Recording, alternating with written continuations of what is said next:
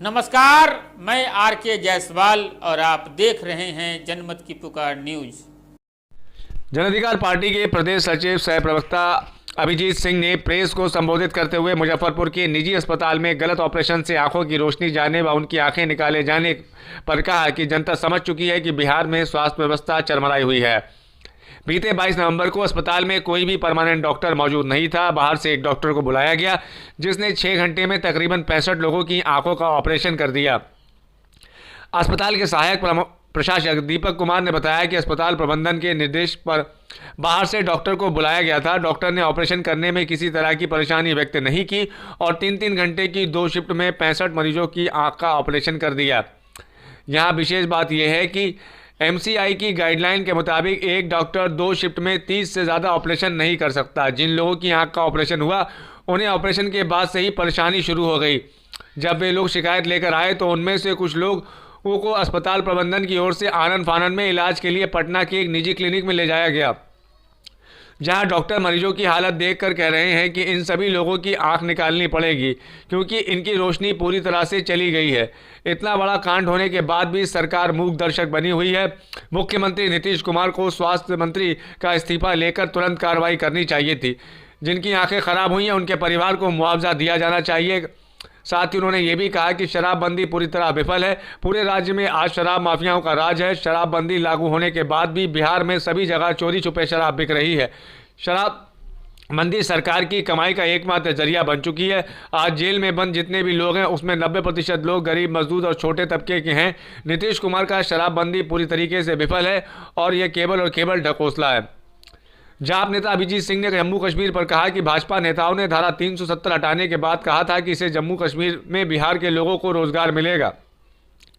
बिहार के लोग वहां अपनी जमीन खरीद सकते हैं, लेकिन हुआ क्या? जम्मू कश्मीर में लोकतंत्र द्वारा लोगों के द्वारा चुनी हुई सरकार को हटाकर 2 भागों में बांट दिया गया और वसूली के लिए दोनों जगह अपना एजेंट बैठा दिया गया। उन्होंने कहा कि भाजपा और उनके नेता देश में अपनी विफलताओं को छुपाने के लिए हर बार हिंदू मुस्लिम और भारत पाकिस्तान की बात करने लगते हैं। इसके पहले श्री सिंह ने यह भी कहा था कि आज भी किसान आत्महत्या करने को मजबूर है। केंद्र सरकार ने भले ही कृषि कानून वापस ले लिया हो, लेकिन बिहार सहित पूरे देश में किसानों की समस्या इससे नहीं बदली। अभी भी किसानों की स्थिति बद से बदतरीन है। इस समय मुद्दा अभी गरम है, क्या कहना चाहेंगे? देखिए, जो घटना घटी है मुजफ्फरपुर में, ये कंप्लीट जो है वो स्वास्थ्य विभाग का फेल्योर है। ये मैनेजमेंट का फेल्योर है। एक डॉक्टर को बलि का बकरा नहीं बनाया जा सकता। आखिर एक डॉक्टर को ऐसी क्या मजबूरी हुई कि 65 लोगों का आंख का ऑपरेशन करना पड़ा? तो कहीं ना कहीं ये स्वास्थ्य विभाग का फेल्योर है। इसके लिए अगर इसके ऊपर कोई कार्रवाई हो तो सबसे पहले स्वास्थ्य विभाग के प्रधान सचिव और स्वास्थ्य मंत्री के ऊपर होनी चाहिए। कोरोना काल में भी आप फेल हुए। अभी देखिए, तीसरी लहर आने की भी है। कल 2 लोग नए जो कोविड का वर्जन आया है उसमें पॉजिटिव पाए गए हैं भारत में। तो हमारे बिहार की तैयारी क्या है? आंख का मोतियाबिंद का ऑपरेशन अगर एक डॉक्टर 65 लोगों का करेगा तो इन्फेक्शन होगा। आखिर क्या मजबूरी हुई? मैनेजमेंट क्या कर रही थी? क्योंकि कहीं ना कहीं स्वास्थ्य विभाग बिहार का वो फेल्योर है और नीति रिपोर्ट जो आई है केंद्र से बनके वो बता रही है कि बिहार कितना फंसती है। न हमारा स्वास्थ्य ठीक है, न हमारी शिक्षा ठीक है, न हमारे पास रोजगार है, न हमारे पास किसानों को धान बेचने के लिए मंडी है, न हमारे लिए मजदूरों के पास करने के लिए मजदूरी है। तो हमारा बिहार जो है वो 16 साल में पूरी तरीके से धरातल पे मतलब आ चुका है। अब हमारे बिहार में कुछ नहीं बचा है। नीतीश जी चाहे जितना ढंढोरा पीट लें अच्छाई का, लेकिन सच्चाई यही है कि बिहार आज पूरी तरीके से खोखली हो चुकी है। जो विगत दिनों डीएम एसपी के द्वारा गाड़ी रोककर मंत्री जी का अभी किया गया था, इस पर आपका पार्टी का क्या है? देखिए, मंत्री की गाड़ी को रोक के डीएम और एसएसपी की गाड़ी को जो विधानसभा में लाया गया, आखिर ये कल्चर कौन शुरू किया? एनडीए की सरकार ने।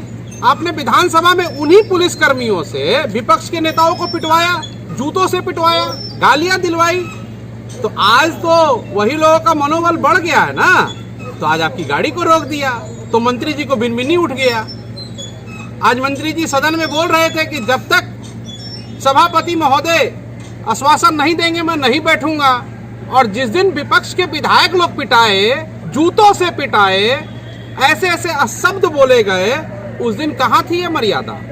उसी मंत्री के घर पर कल देर रात तक डीएमएसपी का क्या खेला चल रहा है? डीएमएसपी को आदेश हुआ कि आप जाके माफी मांगिए, और आज तक जो पुलिस वालों ने विपक्ष के नेताओं को मारने का और पीटने का काम किया है, उस पर कोई कार्रवाई नहीं हुई। यही तो मुखिया तो सरकार है नीतीश कुमार जी।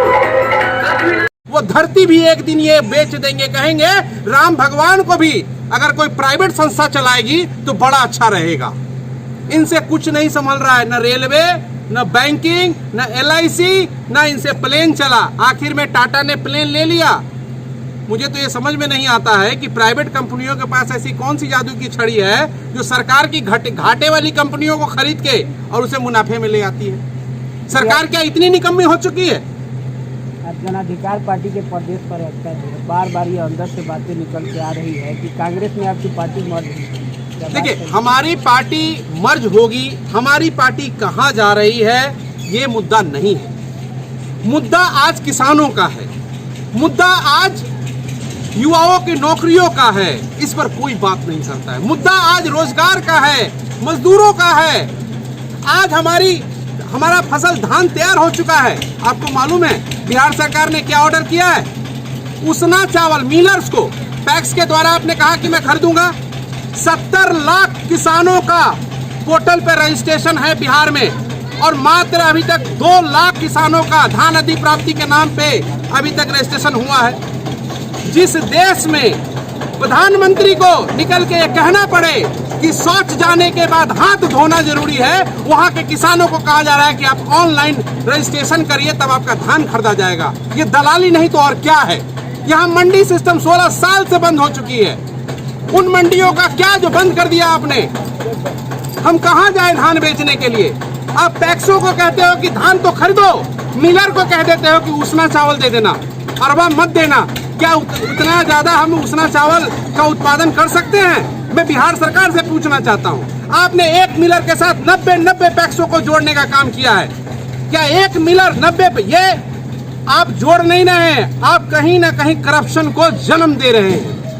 एक मिलर के साथ ज्यादा से ज्यादा 20 से 25 ही पैक्स जुड़ने चाहिए। आप क्या चाहते हो कि एक पैक्स अध्यक्ष केवल 1-1 कुंटल धान खरीदे? आप कितना धान अधिप्राप्ति पे खर्च करना चाहते हैं? आपको मालूम होगा कि ट्रांसपोर्टेशन का जो 2.5 रुपया पहले पर कुंटल था, वो आज भी 2.5 रुपया है, जबकि डीजल का भाव बढ़ गया। पैक्स अध्यक्ष कहां से वहां का ट्रांसपोर्टेशन का भाड़ा देगा? कहां से देगा एफसीआई को पैसा? और जब पैक्स अध्यक्ष किसानों को पैसा देता है तो आप उसको जो है क्रेडिट पर उसको ब्याज लेते हो। ये बातें कोई बोलता नहीं है। सरकार ने कह दिया कि हम पैक्स के द्वारा धान ले रहे हैं। मैं दावे के साथ इस बार भी कहता हूं कि अप्रैल में जब ये धान अधिप्राप्ति खत्म होगा तो केवल और केवल पिछले साल 2.5% हुआ था, इस बार 1% से भी कम होने जा रहा है। अच्छा, ये बताइए कि आखिर मंजू देवी को आप इतना मतलब क्यों कर रहे हैं कि पवन जायसवाल को मतलब उनका मंजू देवी कितना आखिर सपोर्ट की? देखिए, मैं बहुत स्पष्ट आपको बता रहा हूँ कि मैं इसलिए आया हूँ कि ढाका के मान्यवर ने यहाँ पे एक ढोल बजाया। मैंने बहुत किया। मैं उसी सच को बताने आया हूं कि इन्होंने कुछ नहीं किया। तो रह बच कौन जाती हैं? आदरणीय मंजू देवी। किसका किया? उनका घर है, वो इसी क्षेत्र से आती हैं। वो भी तो जेडी की तरफ। इसलिए हम कर रहे हैं क्योंकि वो पहले भी चेयरमैन रह चुकी हैं और उनके कार्यकाल में एक भी करप्शन के चार्जेस नहीं है।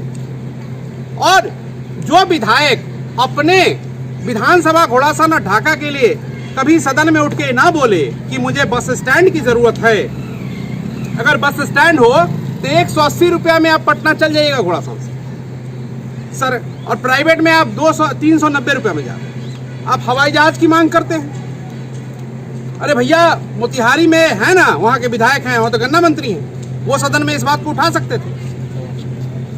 तो कहीं ना कहीं बीजेपी का ये कॉन्सेप्ट है कि गरीब मर रहा है मरने दो, किसान खेतों में मर रहा है मरने दो, मजदूर मर रहा है मरने दो, युवाओं को 200 रुपए का रिचार्ज कराओ, फेसबुक पर दूसरे नेताओं को गाली लिखवाओ। यही रिवाज चला है बीजेपी का। सोशल मीडिया आईटी हेड, ये क्या होता है भाई? कितने हजार की नौकरी दोगे तुम? परमानेंट करोगे? पीएफ काटोगे उसका? उसको उसका सोशल इंश्योरेंस दोगे उसको? ये धंधा चला दिया है इन्होंने। बिहार के लड़के यूपी के चुनाव में भेजे जा रहे हैं फेसबुक पर गालियां लिखने के लिए। आईटी सेल क्या है?